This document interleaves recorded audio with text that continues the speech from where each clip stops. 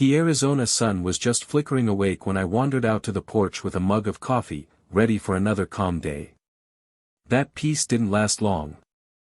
Across the gravel path, a woman in a blinding floral swimsuit was pounding on my pool gate like she was trying to wake the entire desert.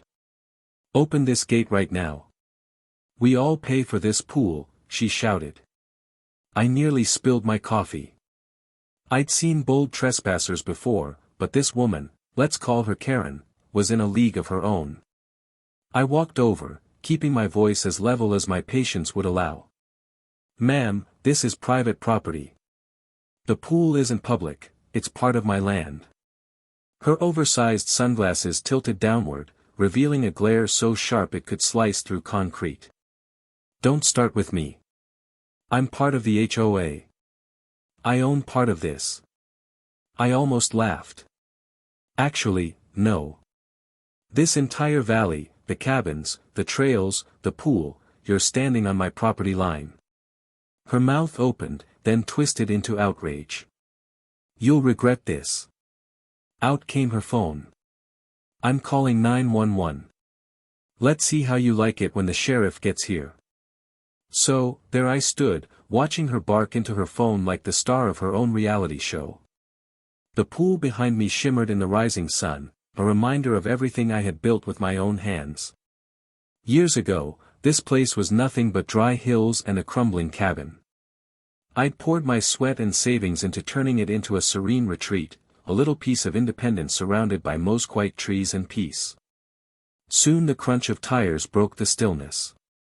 A sheriff's car rolled to a stop, lights swirling lazily. Karen smirked, triumphant. "That's him, officer." The deputy stepped out, scanning us both. "Dispute over property access," he said evenly. Karen jabbed a finger at me. "This man is blocking me from using the community pool." I stayed calm. "Deputy, this is private land. I can show you the deed."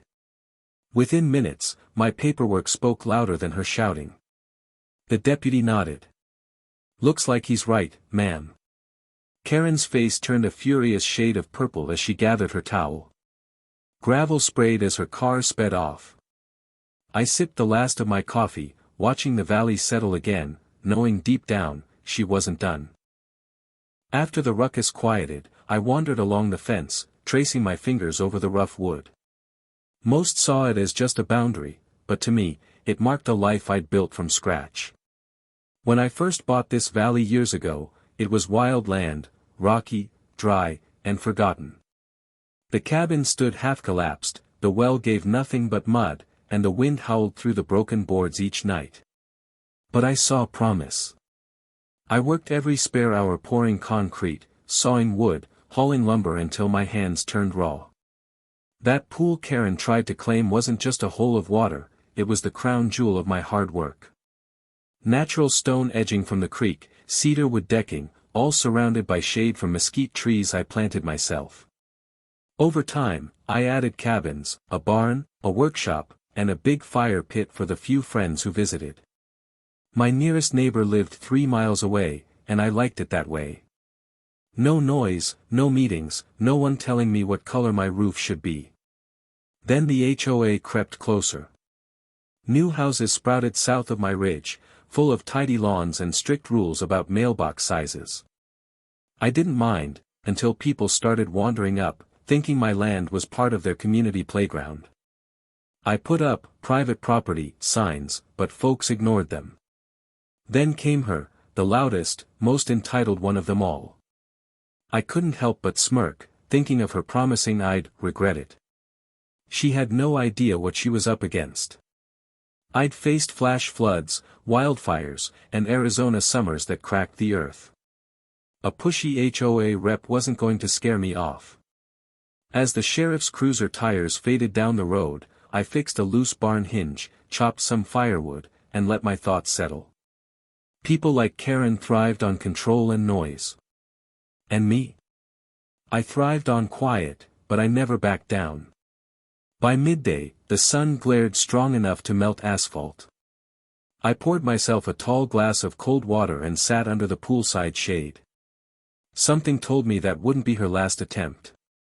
If Karen really wanted a fight, she'd get one, but it'd be against truth, paper trails, and a man who knew every inch of his land better than she knew her own name.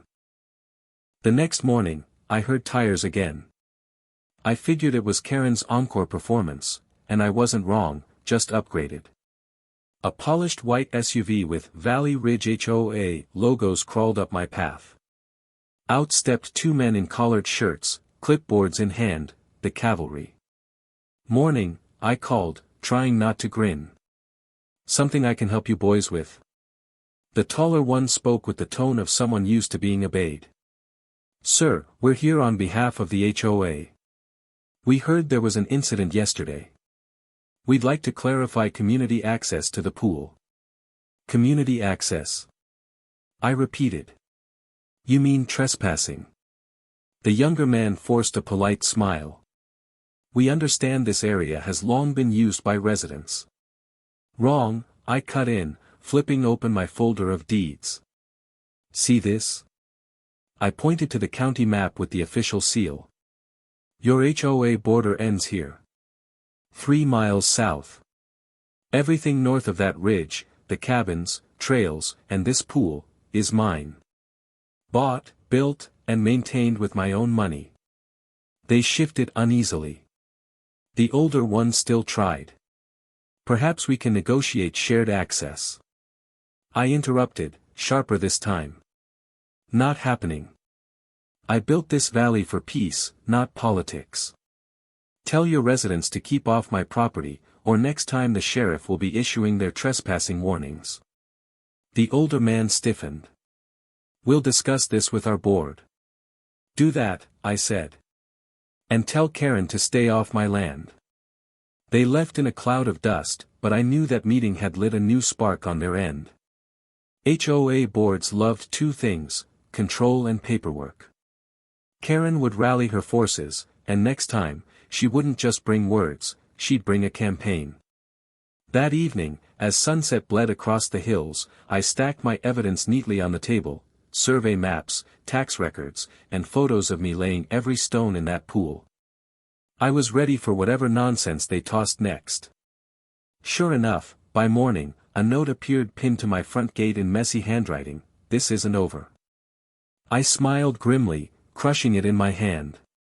Neither is my patience. The calm desert night felt heavier than usual. Tomorrow, I promised myself, I'd take this fight straight into town, and make sure the law saw my side before Karen tried rewriting it.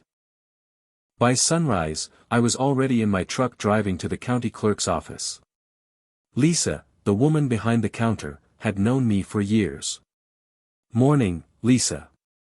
I need certified copies of every deed, survey, and record on my property." She raised an eyebrow. "Someone giving you trouble again, Sam?" I sighed. "HOA folks. They think they own my pool now." She chuckled, shuffling papers. "You've got more patience than I would." 10 minutes later, she slid the stamped documents across the counter. "This will shut them up." It did more than that. On my way home, I stopped at the sheriff's office and laid the papers out for Daniels, the same deputy who'd answered Karen's 911 call. "If they come back, I want everything ready." He nodded. "You've got ironclad proof, Sam. But be ready, the loud ones never quit easily." He wasn't wrong. By that afternoon, the HOA's flyers had begun circulating around town: "Man illegally restricts community pool access, report him." A blurry photo of me, arms crossed, crowned the center like I was the villain of a soap opera. That was the moment I decided enough was enough. I drove straight to the HOA's headquarters and marched into the office of Greg, their president, a man who looked like he'd rather discuss golf scores than angry homeowners. I spread the deeds across his desk. "Your residents are trespassing. Your board's spreading lies. That ends today." Greg stammered. "Karen said." "Karen lied," I said sharply. "And here's proof." He read the documents slowly, then sighed. "You're right. We'll send out a notice." Good, I said, collecting my papers. Because the next person who steps foot past that ridge gets a trespassing charge. I walked out knowing Greg might bend, but Karen wouldn't. 2 days later, the county clerk called. Sam, Karen's hosting a public town meeting about your illegal pool access tonight. You'd better bring those papers. I smiled grimly. If she wants a show, I'll give her one. The community hall buzzed like a hive when I arrived that evening. Karen stood at the front, armed with a microphone and indignation, whipping up a crowd of curious residents. There he is, she announced, pointing as if she'd caught an escaped outlaw. The man keeping this community from its rightful pool. I stepped forward, calm but firm. Evening, folks. I hear there's been confusion. Let's clear it up. I dropped my binder on the table with a satisfying thud. This pool. Built by me. Paid by me. On my land. Karen scoffed. You can't just claim what's community property. Not claiming, I said, unfolding the county-stamped map. Proving. Here's the HOA boundary line, right here. Everything beyond this ridge. Mine. Always has been. The room went still. An older man from the back stepped closer, peering at the documents. He's right, he murmured. It's private land. The murmurs spread like wildfire, this time, not in Karen's favor.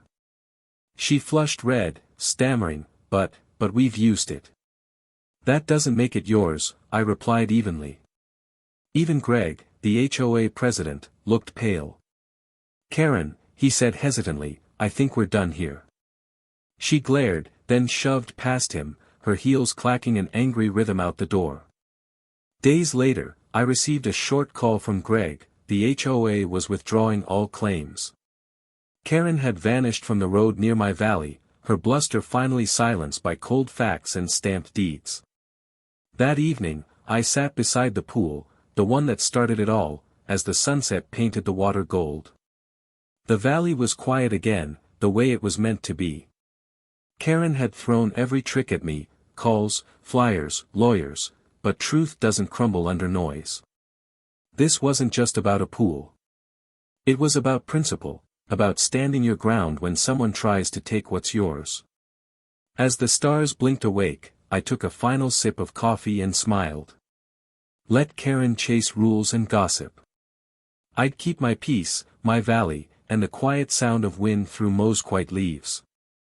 Because out here, respect isn't demanded, it's earned.